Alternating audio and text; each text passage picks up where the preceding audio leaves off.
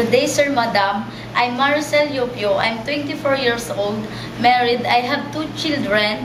Hi, Miss Maricel. How are you today? I'm doing good, Sir, Madam. What do you think are the right attitude and characteristics of a good domestic helper? Sir, Madam, honestly, I'm hardworking and responsible for my employer. How will you avoid your homesickness? Sir, Madam, focus on my job. Can you tell me how to take care of children? Yes, Madam. Sir, Madam, take a good care of them. Give a proper foods. Always take a bath in the morning. I will love them like my own children. So what if you commit a mistake and the employer scolds you? What will you do? Sir, Madam, I promise not to do the same mistake again.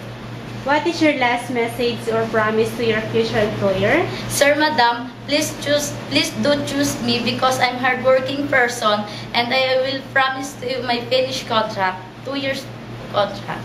Thank you, Miss Maricel, and good luck. Thank you, Sir, Madam.